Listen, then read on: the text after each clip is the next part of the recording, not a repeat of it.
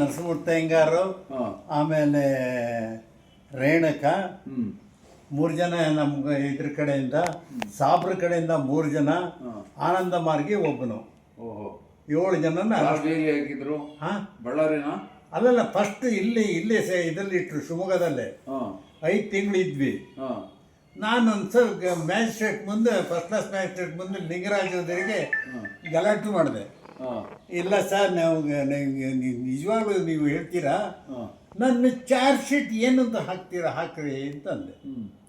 ಸುಳ್ಳು ನಿಜ ಏನಾರ ಒಂದು ಹಾಕ್ಬೇಕಲ್ಲ, ಅದಕ್ಕೆ ನಾನು ಕುತ್ಕೊಂಡ್ಬಿಡ್ತೇನೆ, ನೀವು ಹೇಳೋ ತನಕ ನಾನು ಹೇಳಲ್ಲ ಅಂದೆ.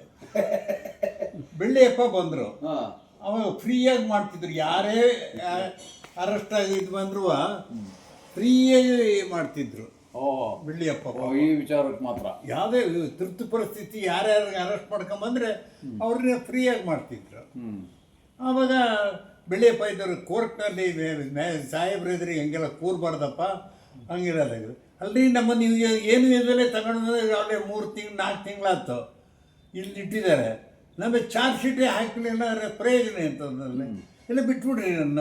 ಯಾಕೆ ಅರೆಸ್ಟ್ ಮಾಡಿದ್ರೆ ಗೊತ್ತಿಲ್ಲಲ್ಲ. ನಿಮಗೆ ಗೊತ್ತಿಲ್ಲ ಅಂದರೆ ನಾವೇನು ಮಾಡೋಕ್ಕಾಗುತ್ತೆ ಅಂತ ನಾನು ಕೂತ್ಕೊಂಡೇ ಮಾತಾಡ್ತಿದ್ದೆ. ಅವರು ಮ್ಯಾಜಿಸ್ಟ್ರೇಟ್ ಲಿಂಗರಾಜ್ ಅವರು ನಕ್ಬಿಟ್ಟು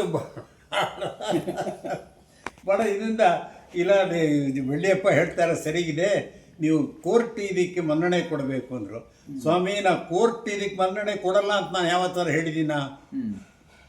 ಕೋರ್ಟ್ ಇದಕ್ಕೆ ನಾನು ಮನ್ನಣೆ ಕೊಡದೆ ಕೋರ್ಟಿಗೆ ಹಂಗೆ ಅಂತ ಎಲ್ಲ ಹೇಳಿದೆ. ಅವಾಗ ನಾನು ಮುಂದೆ ಅವಾಗ ACPಗೆ ಲಿಂಗರಾಜವರು ಇದು ಮಾಡಿಬಿಟ್ರು, ಲಾಸ್ಟ್ ವಾರ್ನ್ ಮಾಡ್ತಾ ಇದ್ದೀನಿ, ನೀವು ಮುಂದಿನ ಸತ್ಯ ಅವ್ರನ್ನ ಬಿಡ್ದಲೇ ಇದ್ದರೆ ಅವ್ರನ್ನ ರಿಲೀಸ್ ಮಾಡಿಬಿಡ್ತೀನಿ ಅಂತ. ಮತ್ತು 15 ದಿವಸ ಶಿವಮೊಗ್ಗ ಜೈಲಿಗೆ ಹೋದೆ. ಆದಮೇಲೆ ಮತ್ತೆ ಬಂದೆ.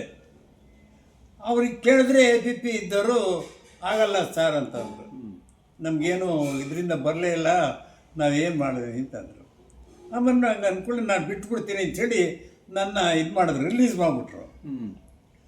ನಾನು ಅಂದೆ, ಸರ್ ರಿಲೀಸ್ ಮಾಡ್ತೀರಾ ಅಂದೆ. ಅಷ್ಟೊಂದು ಸರಿಯಾಗಿ ಬೆಲ್ಲದ್ದಿದ್ದ ಸರ್ಕಲ್ ಇನ್ಸ್ಪೆಕ್ಟ್ರು, ಇದು ಗಾಂಧಿ ಬಜಾರು ಪೊಲೀಸ್ ಸ್ಟೇಷನ್ ಒಳಗೆ ಅವನು ಬೆಲ್ಲದ್ದು ಅಂತಿದ್ದ. ಅವನು ಅದನ್ನೇ ಒಂದು ಕೆಂಪದ ಕವರ್ ಹಿಡ್ಕೊಂಬಂದ. ನಾನು ಜೈಲು ಇದು ಮ್ಯಾಜಿಸ್ಟ್ರೇಟ್ ವಸೂಲ್ದು ದಾಟಿದ್ರೆ ಅವನು ಅರೆಸ್ಟ್ ಮಾಡಬೇಕು. ನಾನು ಒಳಗೆ ಇದ್ರೆ ಮುಟ್ಟಂಗಿಲ್ಲ ಅವನು, ಅದು ಜೈಲ್ ರೂಲ್ಸ್, ಅದು ಇದು ರೂಲ್ಸು, ಕೋರ್ಟ್ ರೂಲ್ಸ್. ನಾನು ಹೇಳೇಬಿಟ್ಟೆ ಮ್ಯಾಜಿಸ್ಟ್ರೇಟ್ಗೆ, ನೋಡಿ ಸರ್ ಅವ್ರು ಕೆಂಪು ಕವರ್ ಇಟ್ಕೊಂಬಂದಿದ್ದಾರೆ, ನಮ್ಮನ್ನು ಅವ್ರಿಗೆ ಏನು ಮಾಡ್ತಾರೆ ಅಂತ ಗೊತ್ತಿಲ್ಲ, ನಾನು ಹೊರಗೆ ಹೋದ್ಕೊಳ್ಳಿ ನಾನು ಅರೆಸ್ಟ್ ಮಾಡ್ತಾರೆ, ನೀವು ಒಳಗಿದ್ದೀರಿ, ನೀವು ಹೋದ ಸರ್ತಿ ಹೇಳ್ದಂಗೆ ನಂಗೆ ರಿಲೀಸ್ ಮಾಡಿದ್ರಿ ಹಾಗೆ ಅಂತಂದೆ. ಹಂಗೆ ಅಂದ್ಕೊಡ್ಲೇ ನಾನು ಹಿಂಗೆ ಹೊರಗೆ ಹೋದ್ಕೊಳ್ಳೇ ಬೆಲ್ಲದ ನನಗೆ ಕೊಟ್ಟು ನಿಮ್ಮನ್ನು ಅರೆಸ್ಟ್ ಮಾಡಿದ್ದೀವಿ ಅಂದರೆ ಬಳ್ಳಾರಿದ್ದೀರಿ, ಸಾಯಂಕಾಲ ಹೊರಡಬೇಕು ಅಂತ. ಹಾಗಾಗಿ ಬಳ್ಳಾರಿ ಜೈಲಿಗೆ ಹೋದೆ. ಆಮೇಲೆ ಅಲ್ಲಿ 1.5 ವರ್ಷ ಆಯ್ತಲ್ಲ, ಇದಾಯ್ತು, ಎಲೆಕ್ಷನ್ ಆಯಿತು ಎಲ್ಲ. ಆದರೆ ಅವ ಎಲೆಕ್ಷನ್ ಡಿಕ್ಲೇರ್ ಮಾಡಿಬಿಟ್ಲು ಯಾಳು ಇಂದಿರಾ ಗಾಂಧಿ. ಮಾಡಿದ ಕೂಡ ಅಲ್ಲಿ 1.5 ವರ್ಷ ಆಗಿತ್ತು. ಅಷ್ಟೊತ್ತಿಗೆ ಯಾರ್ಯಾರು ರಾಜಕೀಯ ವ್ಯಕ್ತಿಗಳು ಎಲ್ಲ ಜೈಲೊಳಗಿದ್ರು ಅವ್ರನ್ನೆಲ್ಲ ರಿಲೀಸ್ ಮಾಡಿಬಿಟ್ರು. ಅವ ನಮ್ಮ ಶಂಕರಮೂರ್ತಿ ಎಲ್ಲ ಬೆಳಗಾಂನಲ್ಲಿದ್ದ ಎಲ್ಲ ರಿಲೀಸ್ ಮಾಡಿದ್ರು.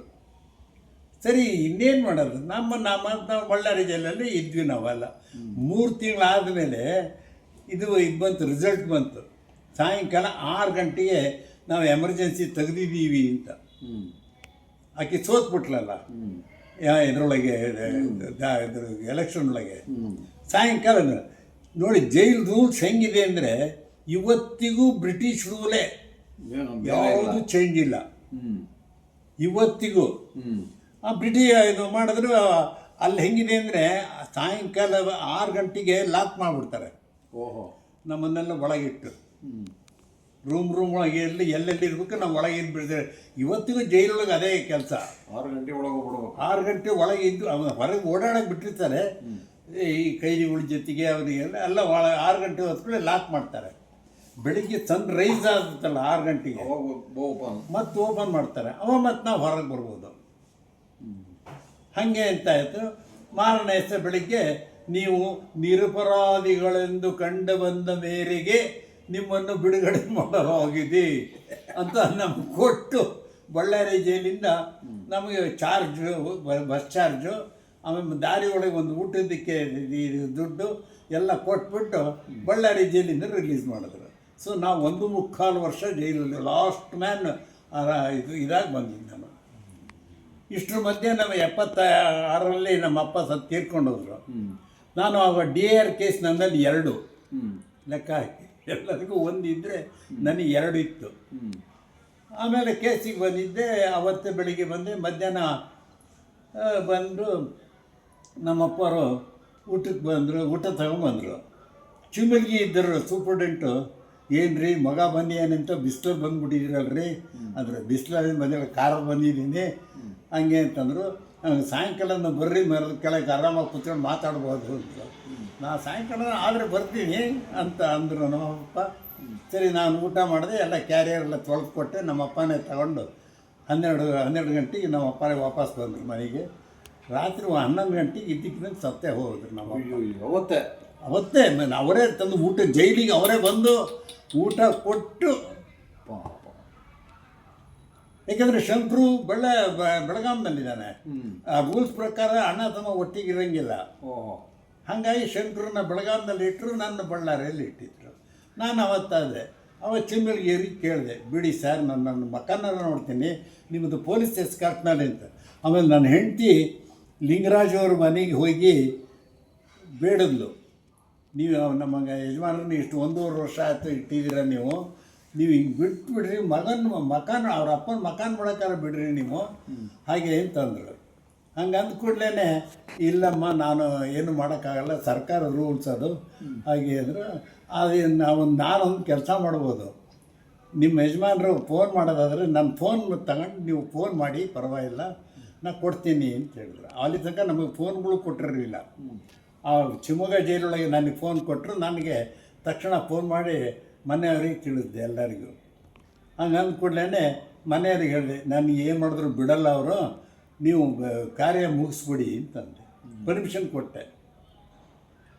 ಸರಿ ಅಂತಂದರೆ ಅವರು ನನ್ನ ಇದು ಮಾಡೋದಲ್ಲೇ ಅಷ್ಟ್ರ ಮಧ್ಯೆ ಏನಾಯ್ತು, ನರಸಿಂಹಮೂರ್ತಿ ಹೆಂಗಾರ್ದೆ ಅವ್ರ ಅಪ್ಪಂದು ವೈದಿಕ ಬಂದ್ಬಿಡ್ತು ಅವತ್ತೆ. ನರಸಿಂಹಮೂರ್ತಿ ಹೆಂಗಾಯ್ತು, ಅವನಿಗೆ ರಿಲೀಸ್ ಬಂದ್ಬಿಡ್ತು. ಬಿಟ್ರು.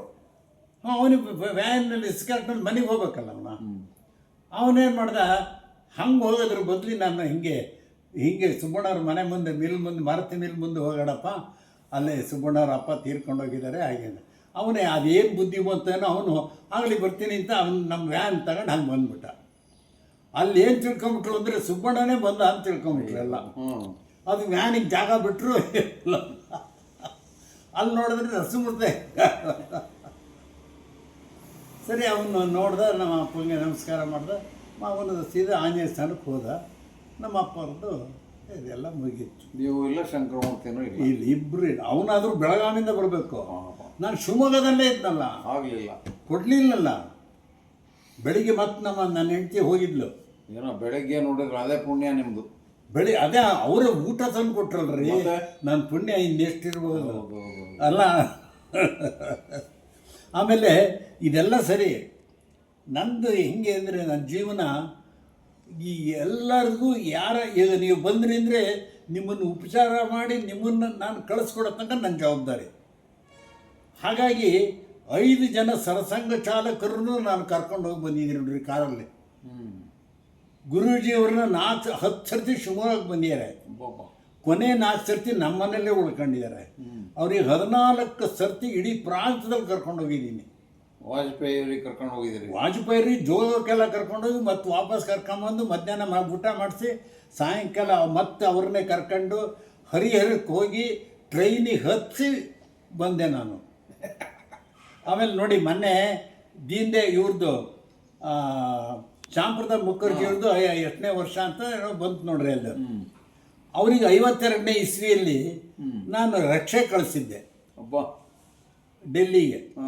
ಅವರೊಂದು ಕಾರ್ಡ್ ಬರೆದಿದ್ದಾರೆ ನನಗೆ, DH ಸುಬ್ಬಣ್ಣ, ಕಾರ್ಯವಾಹ RSS ಮಾರುತಿ ರೇಸ್ಮಿ, BH ರೋಡ್ ಶಿವಮೊಗ್ಗ ಅಂತ ಕಾರ್ಡ್ ಬರೆದು ಹಿಂದ್ಗಡೆ ರಿಸೀವ್ಡ್ ಯುವರ್ ರಕ್ಷೆ ವಿತ್ ಮೆನಿ ಥ್ಯಾಂಕ್ಸ್ ಅಂತ ಟೈಪ್ ಮಾಡಿ ಕೆಳಗಡೆ ಈ ಹಸಿರು ಇಂಕಲ್ಲಿ ಶ್ಯಾಮ್ ಪ್ರಸಾದ್ ಮುಖರ್ಜಿ ಸೈನ್ ಮಾಡಿದ್ದಾರೆ. ಆ ಕಾರ್ಡ್ ಹಂಗೆ ಇಟ್ಕೊಂಡಿದ್ದೀನಿ ಇವತ್ತಿಗೂ. ಅವೆಲ್ಲ ಸಿಗಲ್ಲ ಅವು. ಎಲ್ಲಿ ಸಿಗುತ್ತೆ ರೀ? 52 ವರ್ಷದ ಕೆಳಗೆ, 72 ವರ್ಷದ ಕೆಳಗಿಂದ. ಆಮೇಲೆ ದೀನ್ ದಯಾಳ್ಜಿ ಇವರೆಲ್ಲ ಫೋಟೋಗಳು ಹಾಕ್ತಾರೆ ಶಿವಮೊಗ್ಗದಲ್ಲಿ. ದೀನ್ ದಯಾಳ್ಜಿ 2 ಸರಿ ಬಂದಿದ್ರು. ಒಂದು ಸರ್ತಿ CL ರಾಮಣ್ಣವ್ರ ಮನೇಲಿ ಉಳ್ಕೊಂಡ್ರು, ಇನ್ನೊಂದು ಸರ್ತಿ ನಮ್ಮ ಮನೇಲಿ ಉಳ್ಕೊಂಡ್ರು. 2 ಸರ್ತಿನೂ ಅವ್ರನ್ನ ನಾನು ಕಾರಲ್ಲಿ ಕರ್ಕೊಂಡೋಗಿ ಎಲ್ಲ ಕಡೆಗೆ ಬೌದ್ಧಿಕ ಇದಕ್ಕೆಲ್ಲ ಕರ್ಕೊಂಡೋಗಿ ಮಾಡ್ಕೊಂಬಂದು ನಾನು. ಆಮೇಲೆ ಮೋಹನ್ಜಿ ಭಾಗವತ್ ಬಂದಿದ್ದರು ಇಲ್ಲಿಗೆ, ಈಶ್ವರಪ್ಪ ಇದಕ್ಕೆ.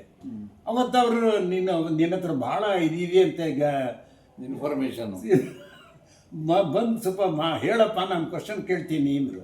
ಒಬ್ಬರು ದ್ವಿಭಾಷೆನ ಇಟ್ಕೊಂಡಿದ್ರು ಅವರು. ಆಮೇಲೆ ನಾನು ಅಲ್ಲಿ ಕೂತ್ಕೊಂಡಿದ್ದೆ, ಅಂದರೆ ಅಲ್ಲೇ ಆ ಥರ ಅವ್ರು ಅಲ್ಲೇ ಕೂತಿದ್ರು.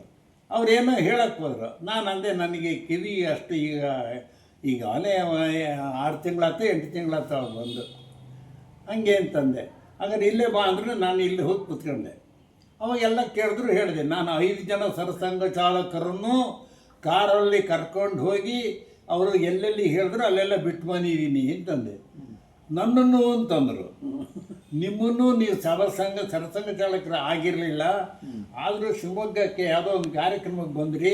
ನಾನು ನಿಮ್ಮನ್ನು ಸ್ಟೇಷನ್ ನೀವು ಬಂದು 4:15 ಗಂಟೆಗೆ ಬೆಳಗಿನ ಜಾವ ಬಂದು ಕರ್ಕೊಂಡು ಬಂದು ದೇವದಾಸ್ ನಾಯಕರ ಮನೆಗೆ ಬಿಟ್ಟು ಅಲ್ಲೇ ನಿಮ್ಮ ಜೊತೆ ಟೀ ಕುಡಿದು ವಾಪಸ್ ಬಂದಿದ್ದೇನೆ ನಾನು ಅಂದೆ. ಎಲ್ಲ ನೆನಪು ಹೆಂಗೆ ಇಟ್ಕೊಂಡಿರ್ತೀನಿ. ಆಮೇಲೆ ಅದಕ್ಕಿಂತ ಇಂಪಾರ್ಟೆಂಟ್ ಒಂದು ಹೇಳ್ತೀನಿ ಹಿಂದೆ. ಹೇಳಿ ಅಂದರು. ಹಂಗೆ ಅಂದ್ಕೊಳ್ಳಿ, ನಾನು ಗುರೂಜಿಯವ್ರ ತಂದೆ ತಾಯಿ ಶಿವಮೊಗ್ಗಕ್ಕೆ ಬಂದಿದ್ದರು. ಗೊಲ್ವಾಲ್ಕರ್ ಅವರ ತಂದೆ ತಾಯಿ ಶೃಂಗೇರಿಗೆ ಹೋಗೋಕ್ಕೆ. ಯಾರೋ ಅಂದರು ಆಂಜನೇಯ ಸಂದಲ್ಲಿ ಇದ್ದಾರೆ ಅಂತ. ಸಾಯಂಕಾಲ ತಕ್ಷಣ ಇದು ಸ್ಕೂಟ್ರ್, ಲಂಬ್ರೆಟಾ ಸ್ಕೂಟ್ರ್ ತಗೊಂಡು ಹೋಗಿ